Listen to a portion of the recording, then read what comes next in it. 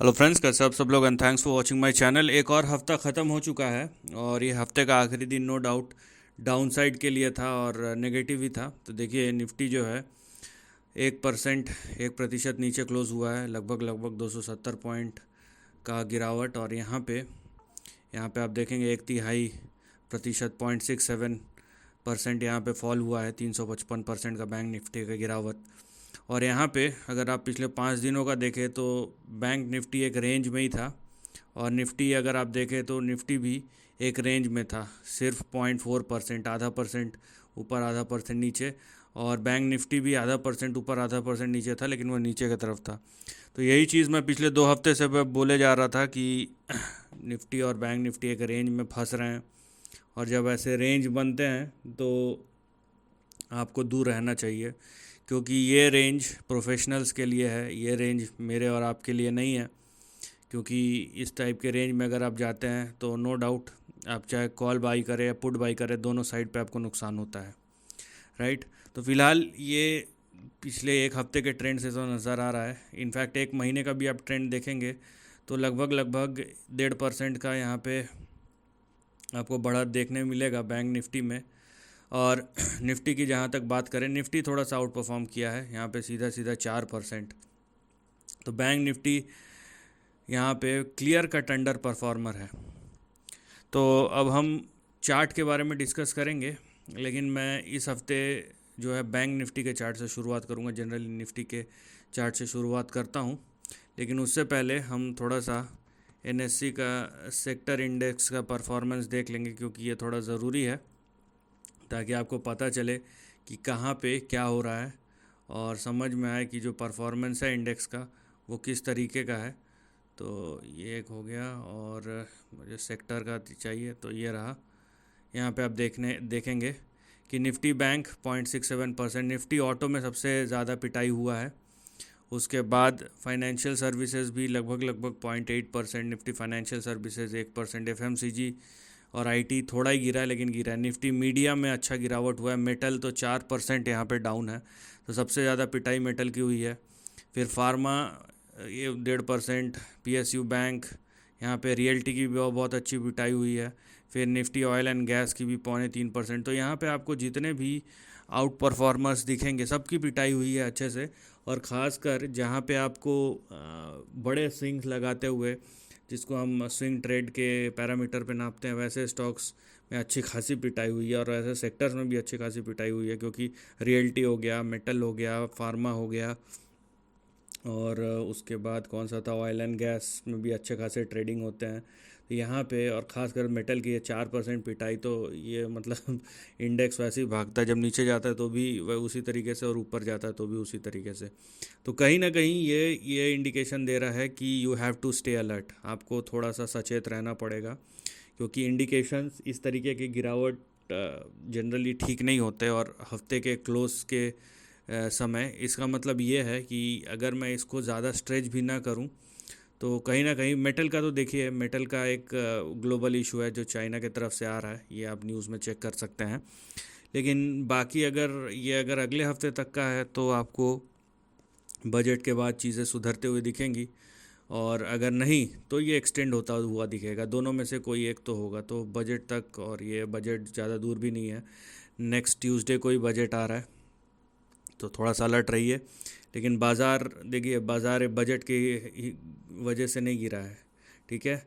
और हो सकता है कुछ सेक्टर में आउट परफॉर्मेंस हो, इसीलिए वो करेक्शन हुआ है। लेकिन ये मीडिया, मेटल और ये सब की जो पिटाई हुई है, ये ओवर एग्जैजरेशन की वजह से या कोई स्पेसिफिक न्यूज़ की वजह से हुआ है।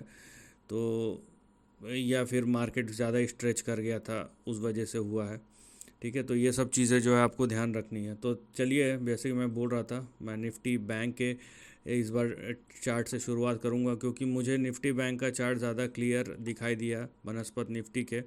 और यहाँ पे एक इंडिकेशन मिल रहा है, ठीक है। निफ्टी बैंक के चार्ट ने आउट परफॉर्मेंस नहीं किया है, निफ्टी बैंक अंडर परफॉर्मर ही रहा है। और जिस इंडिकेशन की मैं बात कर रहा हूँ वो कुछ इस तरीके से है। देखिए, मैं खाली डॉट्स कनेक्ट करूँगा और ज़रूरी नहीं है कोई एक ही बेंचमार्क हो, अलग अलग मार्केट डायनामिक्स में बेंचमार्क भी बदल जाते हैं। तो ये lower end of the range और ये रहा आपका अपर एंड ऑफ द रेंज। इसको थोड़ा सा हम और एडजस्ट कर लें तो यहाँ पे देखिए इस तरीके का कुछ ट्रेंड बन रहा है, इसीलिए आपको थोड़ा सा सचेत रहना है। अब ये ट्रेंड ठीक है या नहीं है ये आपको आने वाले समय में ही पता चलेगा, लेकिन अगर इंडिकेशन है तो आपको अलर्ट रहना चाहिए। और वही मैं बोल रहा हूँ, पिछले 2 हफ्ते से जिस तरीके का रेंज बाउंड परफॉर्मेंस रहा है वो कोई अच्छा इंडिकेशन नहीं देता है। और इस तरीके का, और ये देखिए पिछले बार जब ऐसा कुछ हुआ था ना, ये लगभग लगभग आप बोल सकते हैं 90 दिन या 100 दिन, मतलब 3 सवा 3 महीने के जोन में चले गया था एक। तो इसको बनने में अगर समय तो लगा ही था। तो यहाँ पे अगर तो ये कोई इंडिकेशन दे रहा है कि अगले कुछ हफ्तों के लिए, तो देखिए 53,475 ये आपका एक जोन रहेगा जिसको निफ्टी बैंक को क्रॉस करना पड़ेगा और सस्टेन करना पड़ेगा उसके ऊपर, अगर इसको पॉजिटिव टेरिटरी में जाना है। और अगर तो ये करेक्शन का शुरुआत है तो आपका जो बड़ा सपोर्ट आएगा वो कहीं ना कहीं 47,000 से 49,000, 47 से 49,000 के बीच में आएगा, लेकिन इसको समय लगेगा, ये इतना जल्दी नहीं होने वाला है। शार्प करेक्शन आया तो शार्प बाउंस बैक भी आएगा, लेकिन ये करेक्शन का इंडिकेशन दे रहा है। अब देखिए इसमें एक छोटा सा जो तर्क है वो ये है, क्योंकि हम अगले हफ्ते को देख रहे हैं, हम जनरली एक हफ्ते के हिसाब से हम देखते हैं, लेकिन बात यह है ना कि जब ऐसे कुछ इंडिकेशन मिलते हैं तो उनको नकारना नहीं चाहिए। तो इसीलिए मैं थोड़ा सा आपको ब्रॉड दिखा रहा हूँ यहाँ पे। और फ़िलहाल आप अगर एक हफ्ते के हिसाब से ही देखना चाहते हैं तो आप इसमें थोड़ा सा ऐड कर सकते हैं कि देखिए आपका अगला सपोर्ट कहाँ पे है, 51,650। अगर तो इसके ऊपर सस्टेन कर जाता है तो ये फिर से ऊपर जाएगा 53,000 की तरफ, लेकिन अगर 51,650 के नीचे चले जाता है तो यहाँ पे कुछ बड़ा इंडिकेशन आपको मिल सकता है। और ओवरऑल आप रेंज का पर यहाँ पे देख रहे हैं कि किस तरीके से रेंज का फॉर्मेशन हो रहा है और जो प्राइस एक्शन है वो किस साइड होने वाला है।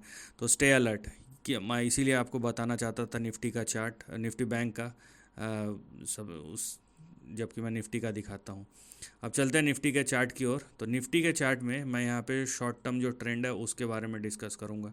देखिए ये डिपेंड करता है कि आपको थोड़ा सा कंफर्ट तो यहाँ पे दिख ही रहा है, क्योंकि मुझे उसका चार्ट ज़्यादा अच्छे से समझ में आया, इसलिए मैंने निफ्टी बैंक का चार्ट एक्सप्लेन किया, क्योंकि वहाँ पे एक रेंज का दायरा पता चल रहा था। निफ्टी का प्रॉब्लम भी है और वही चीज़ अच्छी बात है कि सारे सेक्टर जब गिरते हैं तभी निफ्टी गिरता है, जो कि आज हुआ है फ्राइडे को।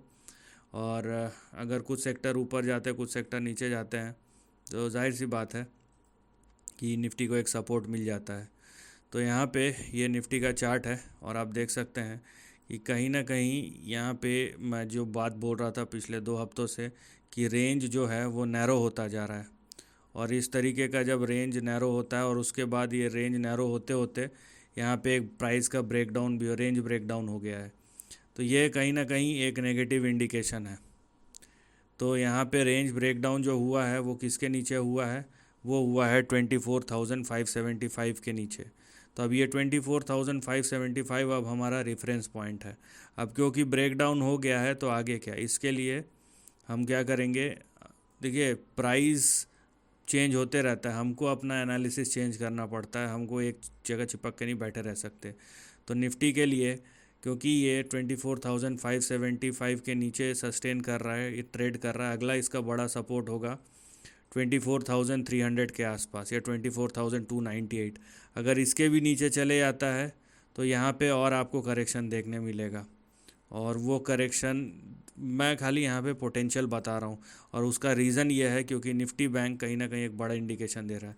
तो 24,298 के नीचे अगर जाता है तो 24,000 आपका अगला सपोर्ट। तो इस तरीके से आपको सपोर्ट नज़र आएंगे, लेकिन चाहे निफ्टी बैंक हो जिसमें एक बड़ा कुछ नेगेटिव की इंडिकेशन आ रहा है, एक टॉपिंग आउट का पैटर्न नियर टर्म में बन रहा है, या फिर निफ्टी हो जहाँ पे एक शॉर्ट टर्म में रेंज ब्रेकडाउन हुआ है, ये दोनों ही नेगेटिव है और इसको आपको समझना पड़ेगा।